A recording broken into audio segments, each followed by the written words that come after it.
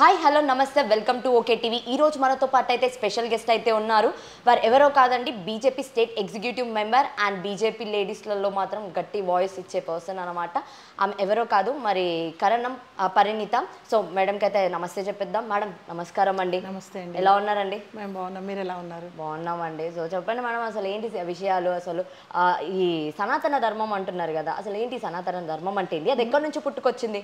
ముందుగా ప్రేక్షకులందరికీ ఈరోజు రాఖీ పౌర్ణమి శుభాకాంక్షలు. జంధ్యాల పౌర్ణమి అని కూడా అంటారు. అందరికీ నా శుభాకాంక్షలు. Thank you madam. ఇట్లా రాఖీ పౌర్ణమి అన్నారు కదా, రాఖీ పౌర్ణమి గురించి తెలుసుకోవచ్చా? మీకు తెలిసినవి ఏమైనా చెప్తారా మ్యామ్? రాఖీ పౌర్ణమి అంటే రక్షాబంధనం. అయితే ఒకప్పుడు కొంచెం పురాణ గాథ కూడా ఉంది దీనికి. ఒకప్పుడు శ్రీ మహావిష్ణువుని బలిచక్రవర్తి తీసుకుపోయి ఆయన దగ్గర పెట్టుకుంటాడు ఇంట్లో. అప్పుడు లక్ష్మీదేవి ఆమె భర్త కోసం అని వెతుకుతూ బలిచక్రవర్తి దగ్గరికి వచ్చి రాఖీ కడుతుంది ఆయనకి. కట్టి నీకేం కావాలమ్మా అడుగు అని అంటే, నా భర్తను నాకు ఇచ్చేసి నేను వైకుంఠానికి తీసుకెళ్ళిపోతానని చెప్తుంది. అట్లా ఒక గాథ మనకి వినికిడిలో ఉంది. దాన్ని రక్షాబంధన్గా జరుపుకుంటాం మనం ఈరోజు. రక్షాబంధన్ అంటే ముఖ్యంగా రక్ష. అన్నలు తమ్ముళ్ళు కట్టేదే కాకుండా ఎవరు రక్ష కల్పిస్తారో వాళ్ళ చేత రక్ష కట్టించుకోవడం అంటాం. మనం చాలామంది కొంతమంది అవధూతుల దగ్గరికైనా పెద్ద సాధువుల దగ్గరికైనా వెళ్ళినప్పుడు కూడా మనం రక్ష కట్టించుకోవడం జరుగుతుంది. కాకపోతే ఈరోజు పౌర్ణమి కాబట్టి విశేషంగా దీన్ని రక్షాబంధన్ కింద ఉత్తర భారతదేశంలో చాలా పెద్దగా ఘనంగా జరుపుకుంటారు. ఇది మన దగ్గర జంధ్యాల పౌర్ణమి, ఈరోజు జంధ్యాలు మార్చుకునే రోజు. దాన్ని మనము సెలబ్రేట్ చేసుకుంటాం అనమాట. Okay, thank you madam. So next మనం వచ్చేద్దాము. అసలు ఈ సనాతన ధర్మం అంటే ఏంటి? అది ఎక్కడి నుంచి పుట్టుకొచ్చింది? సనాతన ధర్మం అనే దానికి ఆది అంతం లేకుండా సాగుతున్నదే సనాతన ధర్మం. ఏదైతే మానవ మనుగడకు ఈరోజు మనం ఉన్న జీవన విధానానికి ఏదైతే బేసిస్ ఉందో, ఏదైతే పునాదులు ఉన్నాయో అవి సనాతన ధర్మం మీద ఏర్పడి ఉన్నాయి. సనాతన ధర్మం అనేది ఎక్కడో రాసిపెట్టి లేదు. వేదాల్లో, శృతుల్లో, స్మృతుల్లో, పురాణాల్లో, ఉపనిషత్తుల్లో, బ్రహ్మసూత్రాల్లో, వీటన్నిటిలో ఏదైతే ఉందో సారాంశం, దాన్ని మన జీవన విధానంలోకి ఆచరించే విధంగా తీసుకొచ్చిందే సనాతన ధర్మం. అంటే పొద్దున్నే నిద్ర లేవటం, పొద్దున్నే స్నానం చేయటం, సూర్యోదయానికి పూర్వమే నిద్రలేచి స్నానం చేసి దీపం వెలిగించుకొని భగవద్ధ్యానమో లేకపోతే మీకు నచ్చిన ధ్యానమో చేసుకొని మన కాలకృత్యాలు తీర్చుకొని మన దైనందిక జీవితంలో ఎటువంటి హింసకి పాల్పడకుండా ధర్మబద్ధమైన జీవితాన్ని గడుపుతూ ఉండడమే సనాతన ధర్మం యొక్క ప్రధానమైన లక్షణం. ఇదే దాని యొక్క అంశం. దాని మీదే పురాణాలు కానీ ఉపనిషత్తులు కానీ అన్నీ దాని మీద నుంచి వచ్చినవే. మరి మేడం, ఇప్పుడున్న మన కాలంలో ఇంత ఫాస్టెస్ట్ జనరేషన్లో ఈ సనాతన ధర్మం అనేది ఫాలో అవుతున్నారా? అసలు ఇప్పటికీ కొంతమందికి సనాతన ధర్మం అంటే అసలు ఏంటో కూడా తెలియదు. సనాతనం అంటే ఆదిగా ఉన్నది, ఎప్పటి నుండో ఉన్నది. భూమి పుట్టినప్పటి నుంచి ఏ ధర్మం అయితే కొనసాగుతుందో సనాతన ధర్మం. అందుకే పశుధర్మం అంటారు, భర్త ధర్మం అంటారు, భార్య ధర్మం అంటారు, అదే భార్య తల్లి ధర్మం అంటారు, ఆమె అక్క అయినప్పుడు సోదరి ధర్మం అంటారు, ఆమె ఫ్రెండ్ అయినప్పుడు మిత్రధర్మం అంటారు. అట్లా ప్రతి దానికి ధర్మం మారుతూ ఉంటుంది. ఏ పాత్రకి ఆ పాత్రకి ధర్మం ఉంటుంది. అదే ధర్మం. ధర్మానికి డెఫినేషన్ ఏంటంటే, ఏదైతే మనము అవతల వాళ్ళని హింసించకుండా సమాజానికి శ్రేయస్కరంగా, సమాజానికి హితంగా ఏదైతే ఉంటుందో దాన్నే ఆచరించడానికి ప్రయత్నిస్తాం. ఇదే సనాతన ధర్మంలో ముఖ్య అంశం. అంటే సనాతనం అంటే ఏంటిది మేడం? దాని మీనింగ్ ఏంటిది? సనాతనం అంటే ఎప్పటి నుండో ఉన్నది, సనాతనంగా ఉన్నది. అంటే ఆది అంత్యం లేకుండా నడుస్తున్న ఏదైతే ఉందో అదే సనాతన ధర్మం. ధర్మం అంటే ధర్మము, సనాతనం అంటే ఇతపూర్వమే ఎప్పటి నుండో ఉన్నదని అర్థం. ఓకే, ఒకవేళ అదే సనాతన ధర్మం అయితే ఇప్పుడు మనం ఎందుకు ఫాలో అవ్వట్లేదు? కనీసం ఇప్పుడున్న జనరేషన్కి ఎందుకు తెలియదు? సనాతన ధర్మం అనేది కొద్దో గొప్ప ప్రతి మనిషి ఫాలో అవుతాడు. దానికి వర్ణానికి కానీ అంటే తెలిసి ఫాలో అవుతారా, తెలియక ఫాలో అవుతారా? తెలియకనే. ఎందుకంటే మీకు చిన్నప్పటి నుంచి ఇంట్లో స్కూల్లో అబద్ధం చెప్పొద్దు, వాడు కొట్టినా నువ్వేమనొద్దు, వదిలేసేయి, వాడు అనుభవిస్తాడు, ఇవన్నీ చెప్పుకుంటూ వచ్చేవాళ్ళు పాతకాలంలో. టీచర్ కొట్టినా కూడా ఇంటికి వచ్చి కంప్లైంట్ చేసేవాళ్ళు కాదు పాతకాలంలో. ఎందుకంటే ఆ గురువు అనేవాడు మన శ్రేయస్సు కోసం, మనం బాగుపడాలని, చదువుకోవాలని కొట్టేవాడు. ఇవన్నీ కూడా ఈ ధర్మంలో భాగాలే. ఎప్పుడైతే మన సనాతన ధర్మం అనేది ఎప్పుడు కూడా స్పెషల్గా ఒక మాన్యువల్గా కానీ ఒక పుస్తకంగా కానీ రచించలేదు. ఇవన్నీ కూడా వేదాల్లో, శృతుల్లో, స్మృతుల్లో ఉన్నవి మన పురాణాల్లోకి కథలుగా తీసుకొచ్చి ఆ కథలని నీతి కథలుగా మనకి బోధించి మనిషి బ్రతకాల్సిన విధానం ఇది, చేయాల్సింది ఇది అనే మారల్ ఆఫ్ ద స్టోరీ అంటాం కదా ఆఖర్లో. అది ఏదైతే ఉంటుందో దాన్ని మనం ఆచరణలోకి తెచ్చుకొని జీవితాన్ని సుఖవంతంగా, ప్రశాంతంగా గడిపి ఫైనల్గా భగవంతుడిలో చేరడం అనేది సనాతన ధర్మం యొక్క లక్షణం. మరి ఈ సనాతన ధర్మ కాలంలో మీరు అన్నట్టయితే ఎవరిని హింసించొద్దు, ఎవరిని బాధ పెట్టొద్దు అంటున్నారు కదా. ఇప్పుడు మనం చూసుకున్నా కూడా రీసెంట్గా జరిగింది ఏంటిది అని అంటే వెస్ట్ బెంగాల్లో ఒక డాక్టర్ మహిళ మీద అత్యాచారం చేసి చంపేశారు. మరి దీన్ని ఏమనాలి మనం? అంటే సనాతన ధర్మం ఒకవేళ ఫాలో అవుతాం అంటే ఇలాంటివి ఎందుకు జరుగుతాయి? అయితే ముఖ్యంగా ముందు ఎప్పుడైతే మనం ధర్మం అనుకుంటున్నామో ధర్మాన్ని అనుసరించుకునే మన ప్రభుత్వాలు కూడా నడవాలి. ఎప్పుడైతే మనకి చట్టపరంగా కానీ పోలీసుల పరంగా కానీ ఎప్పుడైతే అందులో మనకి అవకాశం దొరుకుతుందో ఇటువంటి క్రైమ్ రేట్ అనేది పెరుగుతుంది. మనం ఇప్పుడు ముఖ్యంగా చట్టాల్ని చాలా స్ట్రాంగ్గా చేసుకోవాలి. ఇటువంటిది ఏదైనా ఒక మనిషి ఇటువంటి అకృత్యానికి పాల్పడాలంటే వెన్నులో వణుకు పుట్టాలి. వాళ్ళకి వణుకు పుట్టాలంటే దానికి కరెక్ట్గా ఉండే అంత పనిష్మెంట్ చట్టం రావాలి దానికోసం కోర్టులలో. అది లేనప్పుడు, భయం లేనప్పుడు, నాకేమవుతుందిలే, ఏం చేసినా కూడా నా ఇష్టారాజ్యంగా నేను ఉండొచ్చులే అనుకున్నప్పుడే ఇంతటి అకృత్యాలు జరిగే అవకాశాలు ఉన్నాయి. దీనికి మెయిన్గా పాత్ర పోషించాల్సింది, మెయిన్గా ఇందులో రెస్పాన్సిబిలిటీ తీసుకోవాల్సింది అక్కడి ప్రభుత్వాలే. కేంద్ర ప్రభుత్వం అయితే కేంద్ర ప్రభుత్వం, రాష్ట్ర ప్రభుత్వాలు అయితే రాష్ట్ర ప్రభుత్వాలు ఖచ్చితంగా తీసుకోవాల్సిందే. ఎంత జాగ్రత్తలు తీసుకున్నా ఇలాంటివి జరుగుతాయి, కానీ జరగకుండా ఉండేందుకు ప్రయత్నం మాత్రం చేయాలి. జరిగిన తర్వాత కఠినంగా వాళ్ళని శిక్షించబడాలి. అయితేనే మనం దాన్ని ఆపగలుగుతాం. కొంతవరకు మనం మన కుటుంబ వ్యవస్థలో కొంత మార్పులు చేర్పులు చేసుకుని దాన్ని మనం తగ్గించుకోగలం. కానీ భయం అనేది రావాలంటే అది ప్రభుత్వం ద్వారా, చట్టం ద్వారానే రావాలి. కాబట్టి చట్టాలు చాలా చాలా గట్టిగా కఠినంగా వ్యవహరించాలి. మేడం, సనాతన ధర్మంలో ఇలా అత్యాచారాలు చేసేటోళ్ళని లేకపోతే ఇలా చేసేటోళ్ళని ఎలాంటి శిక్షించాలో కూడా రాసి పెట్టలేదా మ్యామ్? ఉన్నాయి. సాధారణంగా దీనికి మరణశిక్ష ఉండేది. ఆ కాలంలో అయితే శాపాలు ఉండేవి. శాపాలు శపిచ్చేసేవాళ్ళు. అంటే వర్కౌట్ అయితే శపిస్తే నువ్వు శిలవైపో అంటే రాయి అయిపోతాడు. కొన్ని వేల లక్షల సంవత్సరాలు రాయిగా శిలగా ఉండిపోతారు వాళ్ళు. లేదా కుక్కవైపో అంటే కుక్కవైపోతారు. కానీ ఈ కాలంలో అలా లేదు కదా. ఈ కాలంలో అది లేదు కాబట్టి ఆ పాత్ర పోషించాల్సిన బాధ్యత ప్రభుత్వంది. ఆ పాత్ర పోషించాల్సిన బాధ్యత మన కోర్టులది. చట్టంది అని అంటారు. అంతే. ఓకే, వాళ్ళే చెయ్యాలి. సోషల్గా కూడా మనకు కూడా కొంత రెస్పాన్సిబిలిటీ, సామాజిక స్పృహ, సామాజిక బాధ్యత ప్రతి మనిషికి ఉండాలనేదే నా ఆలోచన. ప్రతి మనిషికి ఎప్పుడైతే సామాజిక బాధ్యత ఉంటుందో ఇటువంటివి మనం నియంత్రించగలం. నిర్మూలించలేం, కానీ నియంత్రించడం మాత్రం ప్రయత్నం చేయొచ్చు, తగ్గించవచ్చు. నియంత్రణ ద్వారా జరిగేది ఏంటంటే మనం ఇటువంటి క్రైమ్ రేట్ని చాలా వరకు తగ్గించుకోవచ్చు. అంటే ఎలా తగ్గించుకోవచ్చు? అంటే ఎలా నియంత్రణ చేయొచ్చు? ఏ విధంగా నియంత్రణ అంటే ముఖ్యంగా మన కుటుంబ వ్యవస్థలో కొన్ని ఆచార వ్యవహారాలు, కొంత క్రమశిక్షణ, కొంత మారల్ వాల్యూస్, ఎథిక్స్ అనేవి చిన్నప్పటి నుంచే మనం కనుక పిల్లలకి చెప్పినట్టయితే అది సాధ్యం. ఇది తప్పు, ఇది చేస్తే మంచిది కాదు, ఇది తప్పు, ఇది కరెక్ట్ అని మనం అయితే కనుక చిన్నపిల్లకి చెప్పగలిగితే ఖచ్చితంగా మనం దీన్ని నియంత్రించగలం. మేడం, ఒకవేళ చూసినా కూడా ఆడవాళ్ళు వేసుకున్న దుస్తుల మీద ముఖ్యంగా వాళ్ళు అలా వేసుకున్నారు కాబట్టి ఇలా జరిగాయని చెప్పేటోళ్ళు కూడా ఉన్నారు. మరి అది ఎంతవరకు కరెక్ట్ అంటారు? ఒక మహిళగా మీరు చెప్పండి, అది కరెక్టేనా అలా అనుడు వాళ్ళు? అంటే ఇందులో రెండు స్కూల్స్ ఆఫ్ థాట్ ఉన్నాయి. ఒకటి ఏంటంటే ఏ మనిషి అయినా కూడా ఇంద్రియ నిగ్రహం కలిగి ఉండాలి. ఇంద్రియ నిగ్రహం అంటే చూసిన వెంటనే ఇప్పుడు టేబుల్ మీద ఏదైనా డైనింగ్ టేబుల్ మీద చూస్తే పడి తినేయారు కదా, అది పశుత్వం. ఎప్పుడైతే మనిషిలో పశుత్వం పెరుగుతుందో, అంటే తామసిక లక్షణం ఎప్పుడైతే పెరుగుతుందో ఇలాంటి అకృత్యాలకు అవకాశం ఉంటుంది. ఆ అవకాశం ఆడవాళ్ళు వాళ్ళ వస్త్రధారణ కొంతవరకు వాళ్ళు కనుక నియంత్రించుకోగలిగితే కొంతవరకు మనం దాన్ని కంట్రోల్ చేయొచ్చు. కానీ ఇప్పుడు దాని మీద కూడా మాట్లాడే పరిస్థితి లేకుండా అయిపోయింది. ఫ్రీడమ్ ఆఫ్ స్పీచ్ ఎక్కడ వెళ్ళిపోయిందంటే అవతలవాడిని తిట్టడం ఫ్రీడమ్ ఆఫ్ స్పీచ్ అయిపోయింది, అవతలవాడిని క్రిటిసైజ్ చేయడం ఫ్రీడమ్ ఆఫ్ స్పీచ్ అయిపోయింది. మన హక్కుల కోసం పోరాడడమో లేకపోతే అవతల వాడికి అన్యాయం జరుగుతుంటే మాట్లాడడమో అనేది ఇప్పుడు ఫ్రీడమ్ ఆఫ్ స్పీచ్ కాదు. అవతలవాడిని నోటికి వచ్చిన బూతులు తిట్టడం ఫ్రీడమ్ ఆఫ్ స్పీచ్. అంటే పెద్ద చిన్న లేకుండా మాట్లాడడం ఫ్రీడమ్ ఆఫ్ స్పీచ్. రాత్రిళ్ళు ఇంటికి రాకపోవడం ఫ్రీడమ్ ఆఫ్ లైఫ్. ఎన్ని గంటలకంటే అన్ని గంటలకు ఇంటికి రావడం. మనకి ఎక్కడ కూడా ఒక నియంత్రణ కానీ, ఒక థ్రెషోల్డ్, ఒక లిమిట్ కానీ లేదు. టెక్నాలజీ మీ చేతికి వచ్చింది, కానీ ఇది ఎక్కడ దాకా వాడాలి అనేది ఎవరూ దానికి ఒక గీత గీసుకోవట్లేదు. రాత్రి 10 దాకా చూస్తారా మీ మొబైలు, సోషల్ మీడియా? 11 దాకా చూస్తారా? 8కి బంద్ చేస్తారా? ఎట్లా? దీనికి ఎక్కడుంది నియంత్రణ? అది మనం పెట్టుకోవాలి. ఒక రూల్ అని మనం పెట్టుకోవాలి. 9 దాటిన తర్వాత నేను ఎలక్ట్రానిక్ గ్యాడ్జెట్స్ చూడనని. ఇట్లాంటి నియంత్రణ ప్రతి మనిషి నియంత్రణ అనేది వాళ్ళు ఏర్పరచుకోవాలి. అది చిన్నప్పుడు సాధ్యం కాదు కాబట్టి ఒక కుటుంబ వ్యవస్థలో తల్లి తండ్రి అనేవాళ్ళు దానికి ఒక నియంత్రణ ఏర్పాటు చేస్తారు. 8 ఇంటికి వచ్చేయమని. అబ్బాయి 8 ఇంటికి వచ్చేస్తే అమ్మాయితో పాటు ఇట్లాంటి అట్రాసిటీస్ జరిగే అవకాశాలు తక్కువ ఉంటాయా, ఉండవా?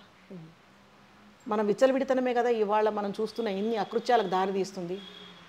కొట్లాడే బదులు జరిగిన తర్వాత ఇంత బాధపడి మానసిక క్షోభ ఎంతమందికి మానసిక క్షోభ కలిగిస్తుంది.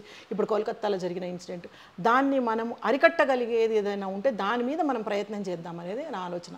ఓకే మేడం, ఆ తర్వాత దాని పక్కనే ఉన్న వేరే కంట్రీ బంగ్లాదేశ్ ఉంది. అక్కడైతే ఆడవాళ్ళే ముస్లిం ఆడవాళ్ళు ఎవరైతే ఉన్నారో వాళ్ళందరూ హిందూ ఆడవాళ్ళ మీద లైక్ ఎట్లా అనంటే దుర్భాషలు ఆడడం కానివ్వండి, లేకపోతే వాళ్ళని కట్టేసి హింసించడము, ఆ జుట్టు బీక్కడం, ఇలాంటివన్నీ చేస్తున్నారు. మరి దీన్ని ఏమనొచ్చు మనము? అంటే మొత్తం పైశాచికత్వానికి అంటే తమో గుణానికి మొత్తం అంటే వినాశకాలే విపరీత బుద్ధి అని చెప్తాం మనం. ఎప్పుడైతే మనిషి నాశనానికి దగ్గరకు వస్తాడో అన్నీ ఇటువంటి ఆలోచనలే వస్తాయి. ఎత్ర నార్యస్తు పూజ్యంతే రమయంతే తత్ర దేవతాహ అని చెప్తారు. ఎక్కడైతే ఆడవాళ్ళు పూజించబడతారో అక్కడ దేవతలు నివసిస్తారట. దేవతలు నివసిస్తారంటే అర్థం ఏంటంటే దేవతలు ఉంటే ఐశ్వర్యము, అభివృద్ధి, ఆయువు, ఆరోగ్యం అన్నీ ఉంటాయని అర్థం. ఎక్కడైతే నారిమణులను పూజించరో అక్కడ అధర్మమే నెలకొంటుంది. అందుకని వీళ్ళు ఎప్పుడైతే ఆడవాళ్ళ మీద అత్యాచారాలు పెరిగిపోతున్నాయో మనం అధర్మం వైపు పోతూ మన నాశనాన్ని మనమే కోరి తెచ్చుకున్నామనే దానికి అసలు నిర్వివాదాంశం ఇది జరిగి తీరుతుంది నియర్ ఫ్యూచర్లోనే. మన కళ్ళ ముందే మొత్తం దిగజారిపోవడం చూస్తాం మనం. అదే ఇన్సిడెంట్లో ఏదైతే కంట్రీ ఉందో ఆ బంగ్లాదేశ్ కంట్రీలోనే అక్కడ పూరి జగన్నాథ్ స్వామి టెంపుల్ ఉంది. ఆ టెంపుల్ని కూడా కాల్చేశారు. మరి ఒక్కవేళ టెంపుల్ని కాల్చేస్తే అసలు ఏం జరుగుతుంది ఏంటి? టెంపుల్ ఒక గుడి అనేది మనుషుల యొక్క సెంటిమెంట్లకు ఆధారం. అది నా ఆస్థ అంటాం కదా, నా బిలీఫ్, నా ఫెయిత్, నేను నమ్ముతాను భగవంతుణ్ణి. కాబట్టి నా బిలీఫ్ సిస్టమ్ ఏదైతే ఉందో, నా శ్రద్ధ భక్తి అంతా నేను ఆ గుళ్ళో పెట్టుకుంటాను. దాన్ని నాశనం చేసినప్పుడు ఏమవుతుందంటే నా మనసు దెబ్బతింటుంది. ఎప్పుడైతే మనస్సు క్షోభపడుతుందో అప్పుడు భగవంతుడు చూస్తూ ఊరుకోడు. మీరు 1000 మంది క్రిమినల్స్ని వదిలిపెట్టినా పర్వాలేదు, కానీ ఒక్క మంచోడు జోలికి పోతే భగవంతుడు దిగి వస్తాడనేది శాస్త్రం. ప్రహ్లాదుడి కోసము నరసింహస్వామి వచ్చాడు. సీతమ్మ కోసం రాముడు రావణుడితో అంత పెద్ద యుద్ధం చేసిండు. ద్రౌపదికి అపహరణం అది ఏమంటారు ఇన్సల్ట్ జరిగినప్పుడు, అవమానం జరిగినప్పుడు కృష్ణుడు మనం చూసిన కురుక్షేత్రం జరిగింది. ఎప్పుడైతే ఒక సాత్వికమైన మంచి మనిషిని ఎప్పుడైతే మీరు బాధ పెడతారో, మనసు కష్టపెడతారో, ఖచ్చితంగా దాని పర్యావసానం దాన్ని అనుభవించి తీరవలసిందే. అది అన్ని చోట్ల, వెస్ట్ బెంగాల్ కాదు, బంగ్లాదేశ్ కాదు, ఈ భూమండలం మీద ఎక్కడ ఏ ఊరైనా, ఏ దేశమైనా, ఏ నగరమైనా సరే దీనికి అతీతం కాదు, ఇది జరిగి తీరుతుంది. అంటే ఏం జరుగుతుంది అంటున్నారు మీరు? చెడు జరుగుతుంది. అంటే చెడు అంటే ఏ విధంగా అన్నా కావచ్చు. పంటలు పండకపోవచ్చు, అతివృష్టి కావచ్చు, అనావృష్టి కావచ్చు, లేకపోతే ఉల్కాపాతం కావచ్చు, వోల్కెనోస్ కావచ్చు, ఎర్త్క్వేక్స్ కావచ్చు, తుఫాన్లు కావచ్చు, ఏదన్నా కావచ్చు. అన్నీ అదే రూపంలో వస్తాయి. భగవంతుడు మీ ముందు కనిపించి మీకు ఎప్పుడు కూడా నేను నాశనం చేస్తానని చెప్పాడు. ప్రళయం వస్తుంది, చాలా క్వైట్గా సునామీ వస్తుంది, క్లీన్ చేసి వెళ్ళిపోతుంది. ఇది జరుగుతుంది. ఎందుకంటే ఎప్పుడైతే ఇది వైపరీత్యం పెరుగుతుందో విధి కూడా తట్టుకోలేదు దాన్ని. అందుకే మనం భూమాత అంటాం. ఆమెకు కూడా థ్రెషోల్డ్ ఉంది. ఆమె టాలరెన్స్కి, ఆమె ఓపికకి కూడా థ్రెషోల్డ్ ఉంది, ఒక లిమిట్ ఉంది ఆమెకు కూడా. అది దాటిన తర్వాత ఆమె కూడా సహించదు. మేడం, ఇప్పుడున్న జనరేషన్స్కి అసలు సనాతన ధర్మం అని అంటే తెలుసా? వాళ్ళు ఫాలో అవుతున్నారా లేకపోతే ఏంటి? మీరు చూసి ఉంటారు కదా చాలామందిని. ఇప్పుడు చాలా వరకు ఇప్పుడున్న యువతలో చాలా పెద్ద మార్పు కనిపిస్తుంది. వాళ్ళు గుళ్ళకు వెళ్ళడం కానీ, భక్తి కానీ, ఈ కొంతమంది గురువులను ఆశ్రయించడం కానీ, వాళ్ళని అనుసరించడం కానీ. ఇప్పుడు సద్గురు గారి దగ్గర ఎంతోమంది యంగ్ పీపుల్ వెళ్తున్నారు. చిన్నజీఆర్ స్వామి ఆశ్రమంలో చూసినా కూడా చాలామంది యువత ఉన్నారు. వాళ్ళని చూసి ఆదర్శంగా తీసుకొని వాళ్ళు ఫాలో అవుతున్నారు. అయినప్పుడు ఆటోమేటిక్గా మారుతుంది, బుద్ధి అనేది మారుతుంది. ఎందుకంటే వేదానాం సామవేదోస్మి, దేవానాం అస్మి వాసవ, ఇంద్రియాణం మనశ్చాస్మి, భూతానాం అస్మి చేతసహ అని చెప్తాడు కృష్ణ భగవానుడు. అంటే వేదాల్లో సామవేదం నేను, మనుషులలో ఇంద్రుడిని, దేవతలలో ఇంద్రుడిని నేను, దేవేంద్రుడిని అంటే దేవతలకు రాజుని నేను. ఇంద్రియాలలో అన్ని ఇంద్రియాలు ఉన్నాయి కదా, కర్మేంద్రియాలు, కళ్ళు, చెవులు, ముక్కు, ఈ వీటిలో మనస్సుని నేను, అన్ని ప్రాణులలో బుద్ధిని నేనని చెప్తాడు. ఆ బుద్ధి ఎటువైపు నేను ప్రచోదనం చేస్తుందో, ఎటువైపు నిన్ను నడిపిస్తుందో నువ్వు అటువైపు నడుస్తావు. నీ కర్మ మంచిదైతే బుద్ధి నిన్ను మంచి మార్గంలో నడిపిస్తుంది, నీ కర్మ చెడైతే నేను చెడు మార్గంలో నడిపిస్తుంది. నువ్వు వెళ్ళే దారిలో ఎక్కడైనా సైక్లోన్, ఏదో వరద వస్తుందంటే బుద్ధి చెప్తుంది అటువైపు వెళ్ళొద్దు, ఇవాళ ఇటు సైడ్ వెళ్దామని. అది మంచి కర్మ చేసావు కాబట్టి నువ్వు కుడివైపుకి వెళ్ళి దాన్ని తప్పించుకుంటావు. చెడు చేసుంటే దాంట్లోకి వెళ్ళి ఆ వరదలో కొట్టుకుపోతావు. ఇది బుద్ధి చేసే పని. అంటే మీరు కర్మను నమ్ముతారు, అంటే కర్మ సిద్ధాంతాలను నమ్ముతారు. అసలు కర్మ సిద్ధాంతాల్లో ఖచ్చితంగా అది జరుగుతుంది అని ఉంటుందా? అంటే ఖచ్చితంగా నీకు ఆ కర్మ తగులుతుంది, ఏం చేసుకున్నానో ఏం కర్మనో నాకు అని అంటారు. మరి అసలు ఆ కర్మ అనే వర్డ్ ఎక్కడి నుంచి వచ్చింది? ఇది కూడా మొత్తం మన సనాతన ధర్మం నుంచి వచ్చిందాము? అవును, కర్మ భక్తి అనేవి రెండు మార్గాలు. భక్తి మార్గం ఒకటి, కర్మ మార్గం. కర్మ అనేది మనం చేసే ప్రతి పనికి మనకి రిటర్న్ వస్తుంది. అది మంచైనా చెడైనా. మంచైనా what you give comes around అంటారు ఇంగ్లీష్లో. అవశ్యం అనుభోక్తవ్యం కృతం కర్మ శుభాశుభం అని చెప్తారు. అంటే నీ కర్మ నువ్వు చేసింది మంచి అయితే మంచి, చెడైతే చెడు, అవశ్యం అనుభోక్తవ్యం, కంపల్సరీగా నువ్వు అనుభవించి తీరవలసింది. మంచి చేస్తే మంచి, చెడు చేస్తే చెడు. అదే నిర్వివాదాంశం. అయితే కర్మ అనేది ఎట్లా మొదలవుతుందంటే మీ బుద్ధి ద్వారానే మొదలవుతుంది. ఇప్పుడు మీరు కర్మని ఎండ్ చేసుకోవచ్చు. ఫర్ ఎగ్జాంపుల్, ఇప్పుడు మిమ్మల్ని వచ్చి ఎవరో ఒకళ్ళు కొడతారు, మీ బుద్ధి ఏం చెప్తుంది? నువ్వు తిరిగి కొట్టమంటుంది. మనకెందుకు, ఇక్కడితో విడిచిపెడదాం, ఒక్కడితో వదిలేద్దాం అనుకుంటే ఆ కర్మ అక్కడితో వదిలేసుకున్నట్టు. మళ్ళీ కొడితే మళ్ళీ కర్మ కొనసాగుతుంది, మళ్ళీ సైకిల్ రిపీట్ అవుతూనే ఉంటుంది. ఆ రిపిటేషన్ కావాలా వద్దా అనుకొని డిసైడ్ చేయగలిగింది మన చేతిలో ఉంటుంది. అది భగవంతుడు మనకిచ్చాడు.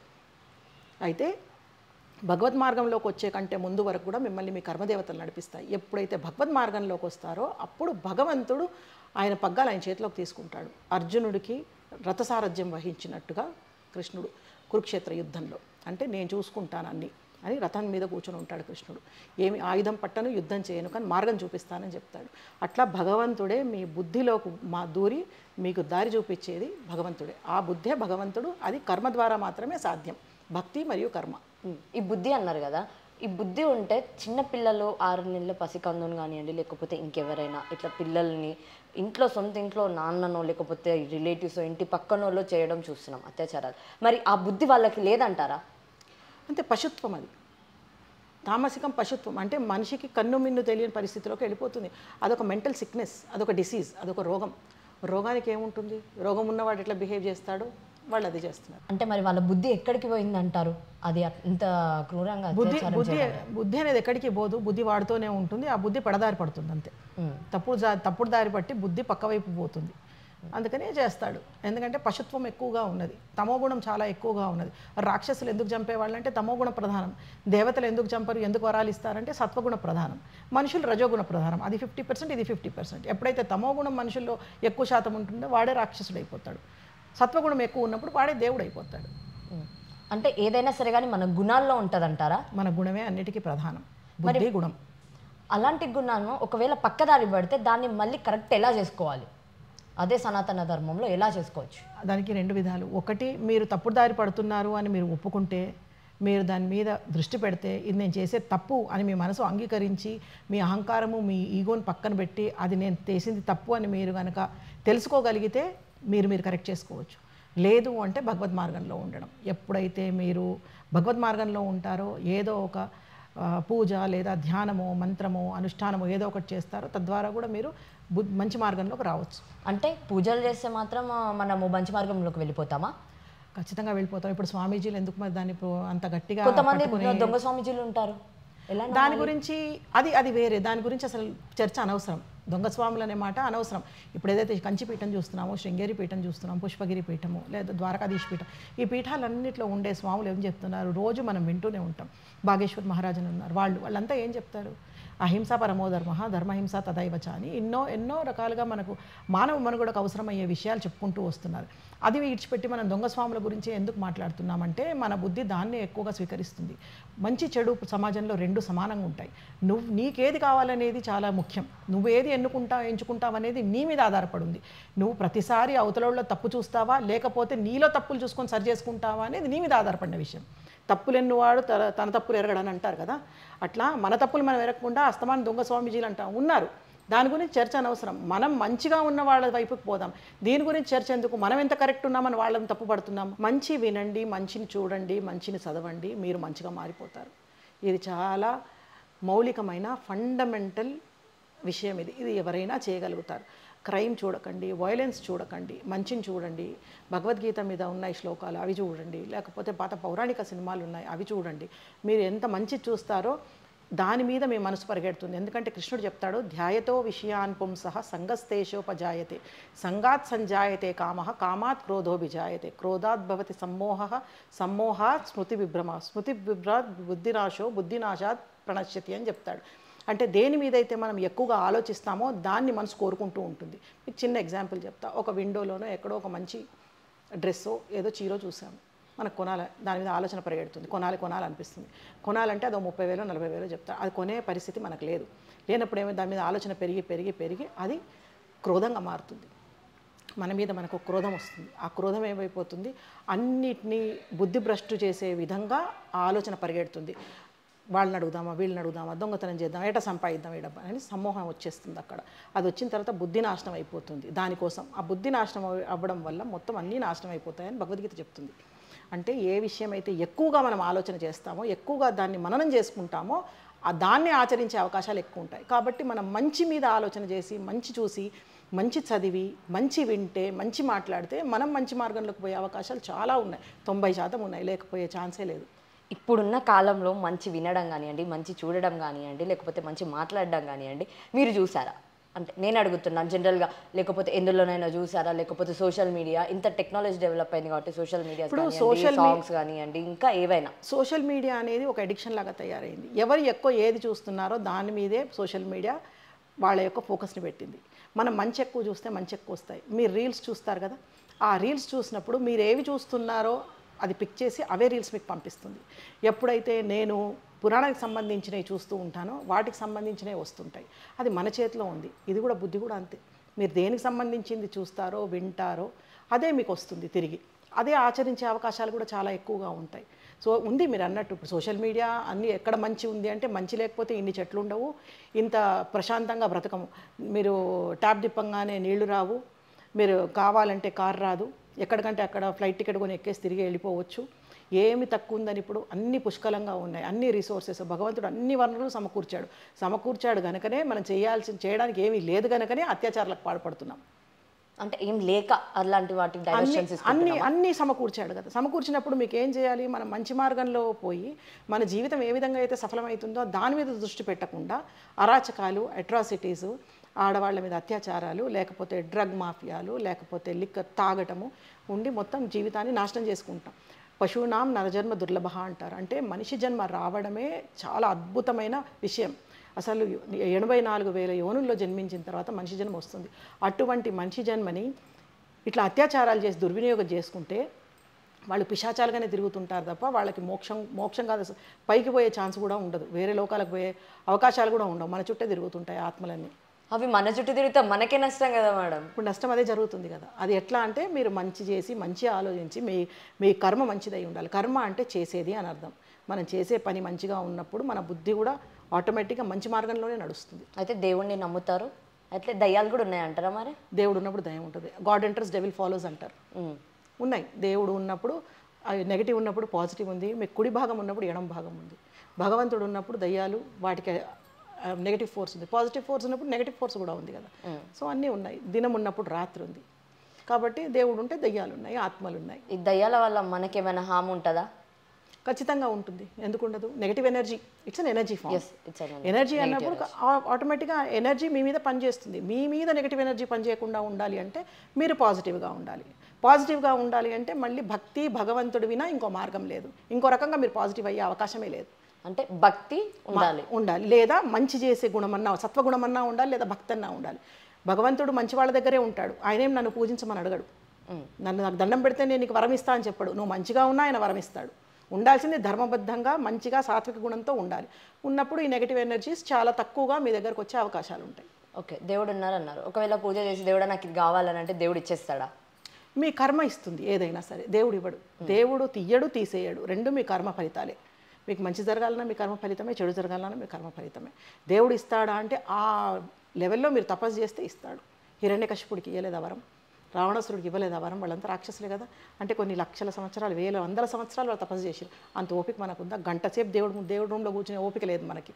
వరం ఏమంటే ఒకరోజు దేవుడు చుట్టూ గుళ్ళో తిరగంగానంటే దేవుడు వరం ఇవ్వాలంటే ఎట్టిస్తాడు? 12 సంవత్సరాలు ఒక స్కూల్ చుట్టూ తిరిగితే మీకు 10th డిగ్రీయో ఇంటర్మీడియట్ డిగ్రీయో రాదు.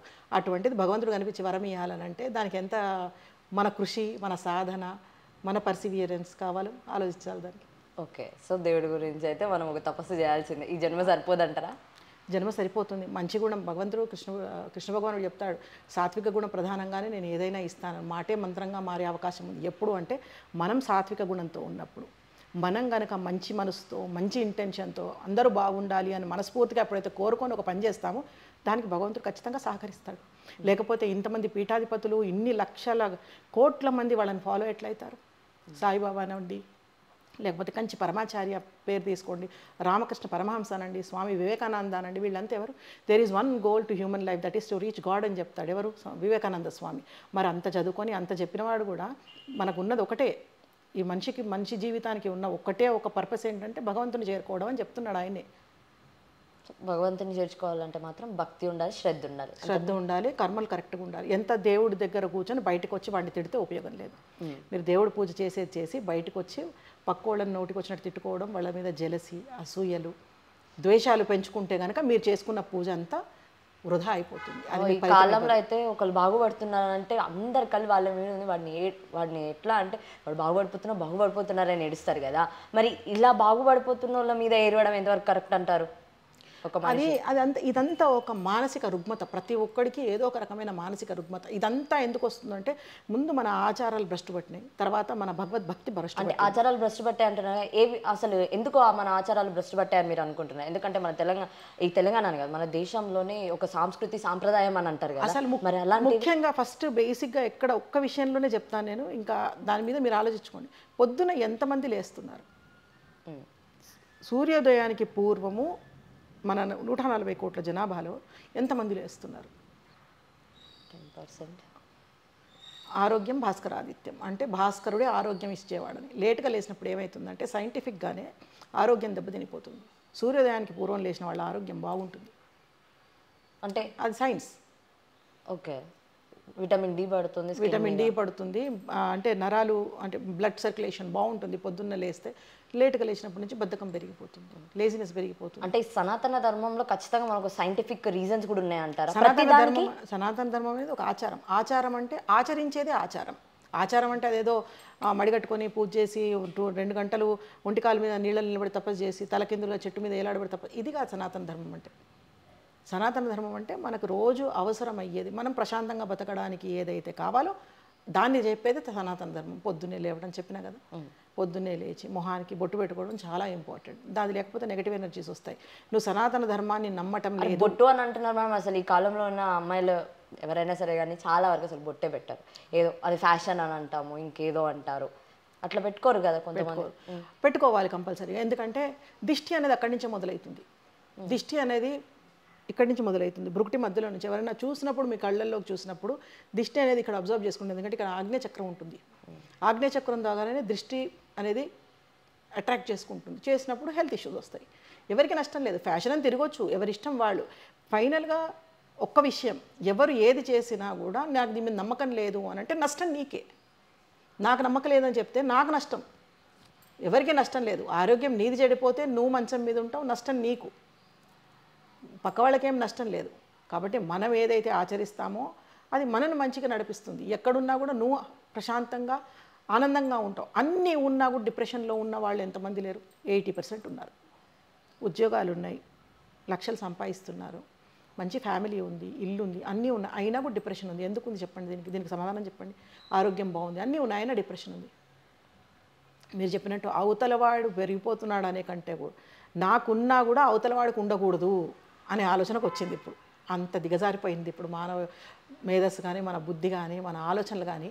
నేను బాగుంటే చాలు అనుకునే పరిస్థితి పోయి, నేను మాత్రమే బాగుంటే చాలు అనే పరిస్థితి కూడా పోయి, నేను ఒక్కడనే బాగుండాలి, మిగతా వాళ్ళు నాశనం అయిపోవాలి అనే ఆలోచన కూడా వచ్చేసింది ఇప్పుడు. అందుకనే ఇవన్నీ వీటి అట్రాసిటీస్కి అయినా సరే, మన మానసిక అశాంతికి అయినా కూడా కారణం ఏంటంటే మీ మనస్సే మీ అశాంతికి కారణం. అంటే మన మనసులో ఉంటుంది, ఏమున్నా మనసులో ఉంటుంది, ఏమున్నా అంతే కదా. మనసులో ఏదైతే అది చెప్పింది ఫాలో అవుతాం కదా. అంటే ఇప్పుడు నేను ఒకటి ఏదైనా చూసాను, ఇప్పుడు నేను ఐస్ క్రీమ్ చూసాను, నాకు అది కావాలనుకుంటాను, అదే ఓ డాక్టర్ తింటాను, కానీ నా మనసు అట్టే అవుతుంది, నేను వెళ్ళిపోయి తినేస్తాను. అప్పుడు అంటే మీ మీద మీ కంట్రోల్ తక్కువ ఉన్నట్టే కదా. ఇప్పుడు ఒకటి మంచిగా బ్రతకాలి, నేను ప్రశాంతంగా ఉండాలి అంటే కొంత త్యాగం అవసరం. నాకు 2 లక్షల రూపాయలు జీతం కావాలంటే నేను 8 గంటలు పనిచేయాలి, కరెక్ట్. నేను పని చేయను కానీ జీతం కావాలంటే రాదు. డాక్టర్ చెప్పినప్పుడు ఆరోగ్యానికి మంచిది కాదన్నప్పుడు తింటే ఆరోగ్యం నీకు దెబ్బతింటుంది. అది కంట్రోల్ చేసుకొని ఉంటే ఆరోగ్యం బాగుపడుతుంది. కాబట్టి మన చేతిలోనే ఉంది, 2 మార్గాలు మన చేతిలోనే ఉన్నాయి. మనం తీసుకొని చెడిపోతామా, మనం కంట్రోల్ పెట్టుకొని ఒక పద్ధతిగా ఉండి, ఒక క్రమశిక్షణతో ఉండి బాగుపడి ప్రశాంతంగా ఉంటామా. ఏదైనా సరే కానీ మన చేతిలోనే ఉంది, మంచి అయినా కానీ చెడు అయినా కానీ.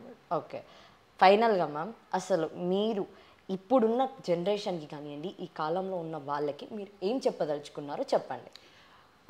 ఇప్పుడున్న యూత్కి అయితే నాది ఒకటే రిక్వెస్ట్, దయచేసి మంచి పుస్తకాలు చదవండి. సోషల్ మీడియా కంటే కూడా పుస్తకాలు చదవండి. పుస్తకాల ద్వారా వచ్చే నాలెడ్జ్ అనండి, లేకపోతే ఎంటర్టైన్మెంట్ అనండి, లేకపోతే ఆనందం అనండి, అది వేరేగా ఉంటుంది. దానివల్ల నష్టం లేదు. కళ్ళు దెబ్బతినవు, మైండ్ దెబ్బతినరు, నరాలు దెబ్బతినవు, ఏ రకమైన ప్రాబ్లమ్స్ ఉండవు. కాబట్టి మంచి పుస్తకాలు చదవండి. మంచి పురాణాలు ఎవరైనా చెప్తే కనుక ఎక్కడైనా సోషల్ మీడియాలో ఉన్నా వినండి, మంచి మాట్లాడండి, మంచిగా ఉండే ప్రయత్నం చేయండి, సాత్వికంగా ఉండే ప్రయత్నం చేయండి. ఇది చేస్తే సమాజంలో మార్పు వస్తుంది. అది మన చేతిలో ఉన్న పని. మనం అనుకుంటే చేయగలుగుతాం. ఎందుకంటే ఇప్పటికిప్పుడు అనుకుంటే ఫ్రెండ్స్తో బయటికి పోవాలనుకుంటే పోతున్నాం కదా, మరి ఇది కూడా మనం అనుకుంటే చేయగలుగుతాం.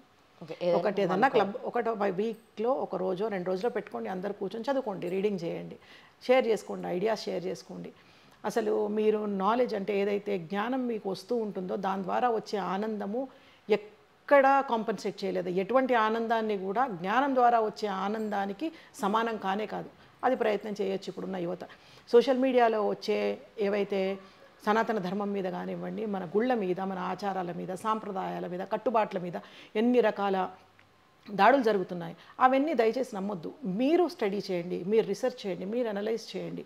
మీకు మంచి మేధస్సు ఉన్నది, భగవంతుడు మంచి జ్ఞానం ఇచ్చిండు, మంచిగా చదువుకుంటున్నారు. మీరు రీసెర్చ్ చేయండి, మీకు మీరే తెలుసుకొని మీ ఒక అభిప్రాయానికి రండి.